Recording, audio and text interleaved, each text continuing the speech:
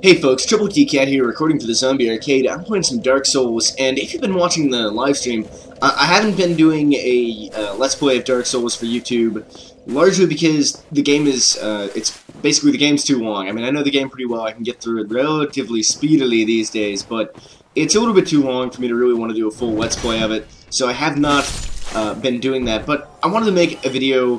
Wait, no, I was going to say something else. But if you have been watching the live stream, you'll probably recognize this is not the character that I've been playing when I've been streaming the game.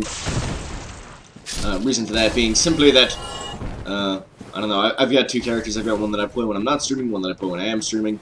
This is the non-streaming one. Incidentally, if you do want to see a complete playthrough of this game, check out my live stream. It'll be going down over there, you know, when I have time to stream, which is fairly regularly, lately. Anyway, what I wanted to talk about in this video, and the reason I'm playing Dark Souls in a, random standalone YouTube video instead of some multiplayer game, is I wanted to talk about why it is that I love challenging games. The thrill of being murdered repeatedly. And I felt that Dark Souls was probably one of the better games that I have available to me that I could make that video while playing. I don't know why, but I've been thinking about this lately, about why it is that I love the thrill of the difficult murder, and why it is that easy games, in fact, generally bore me. And it's not even, like, I mean, there's a lot of different reasons I play video games. It's not that the only reason I play video games is, for that thrill of overcoming the challenge. That's part of it, but at the same time, I play a lot of games for the story, or for, I don't know, sometimes just, if they have super cool presentation or something like that, that's enough. It's not, absolutely not the only reason I play games, not even close. But, have I already killed the Capra Demon? Good.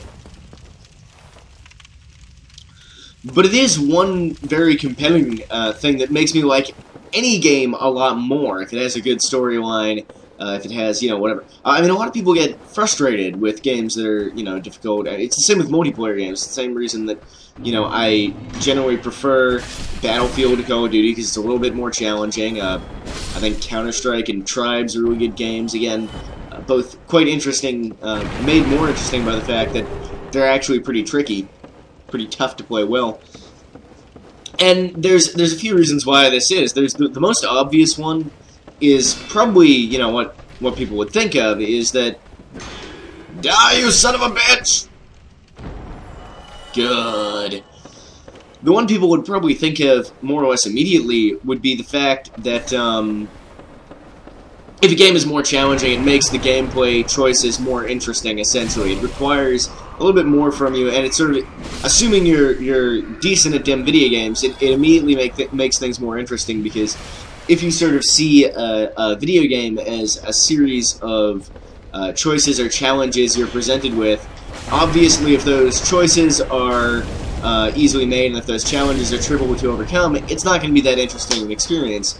Whereas in a challenging game, that's not necessarily an issue.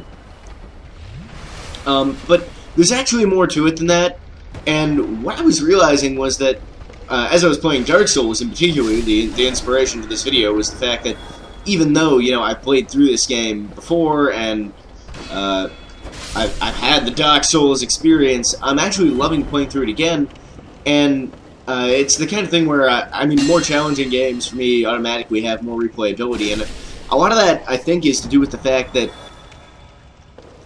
one of the main reasons, one of the primary reasons that people play video games is escapism, essentially. I mean, yes, it's ultimately to have fun, and escapism is generally something that people enjoy. It's the same reason, we read books, watch movies, etc., etc. It's to have this sort of break from normal life to escape away to a fantastical place of murder, in the case of video games.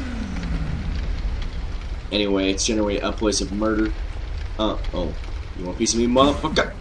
Alright, come up here. And what I was realizing is that one of the reasons anyway that I like Dark Souls so much, aside from, Dark Souls does have, a cool atmosphere, and the story is very minimalistic, but there's nothing wrong with, oh shit, son! Need to pay attention to what I'm, oh god, I can't escape! Alright, everything's fine. Everything's absolutely fine. Maybe I should block that. Alright. What I was realizing is that, I mean, you can see even now I'm having a hard time keeping with the video topics. I'm getting drawn into the game world, because what I was finding, what I find is that challenging games actually become more effective escapism right up the ass, because of the fact that you get immersed more easily. You have to focus much more.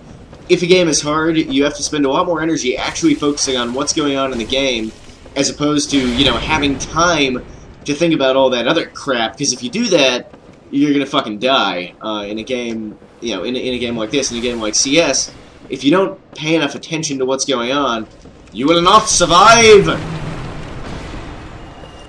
And so it sort of forces you to live more in that video game world, live more in that sort of escapist realm of losing command. Ah!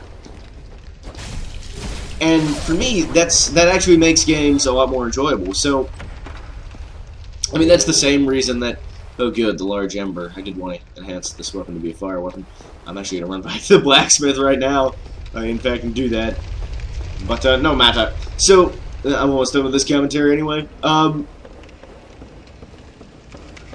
That's also the reason that, I don't know if you guys have ever, you know, watched the live stream, and in fact, I tend to tone it down a little bit on the live stream, because I know it can be frustrating for people if stuff isn't moving around and stuff like that, but I pretty much roleplay in every game. You know, I walk slow unless there's a good reason to run. I carefully think through my dialogue choices and things that I do in the game based on, you know, what the character I'm playing as, and the characters I create are not necessarily me. In fact, you might have noticed at the moment I'm playing a female character. Yeah, guys, I'm secure enough in my masculinity to do this without feeling fucking weirded out or anything.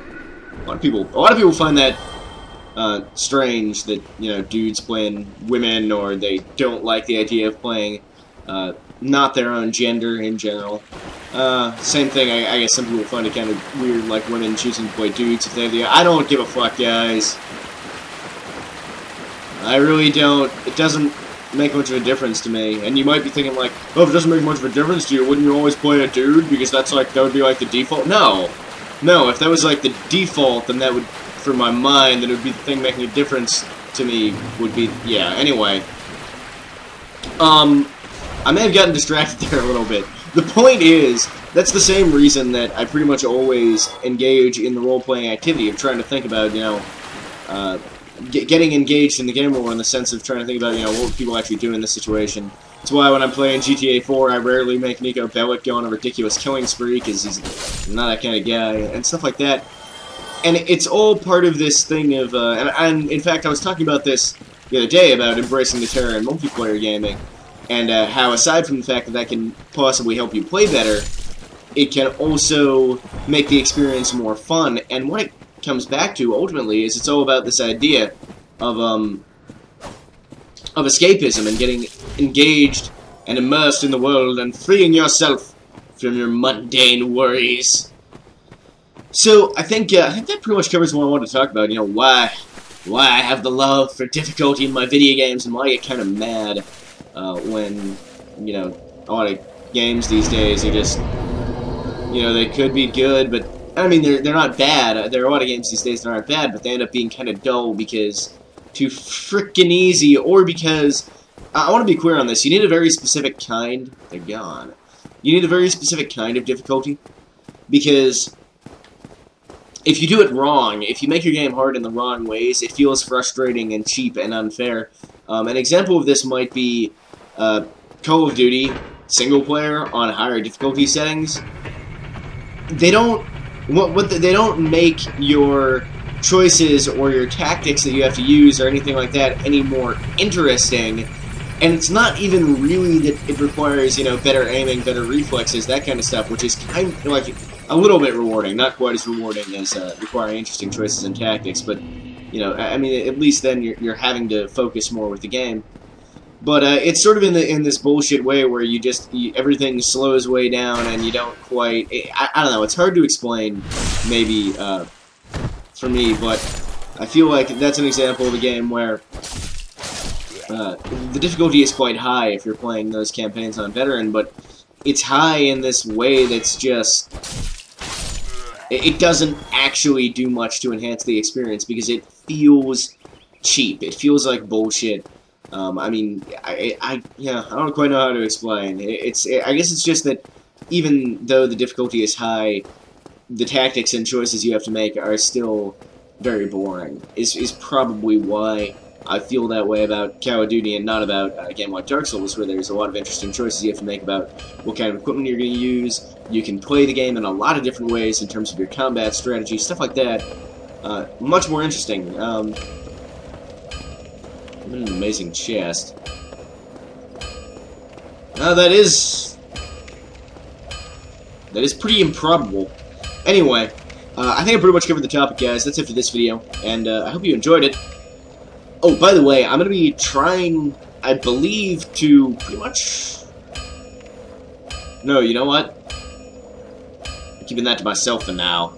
I'll see you guys next time. Troubletcat out.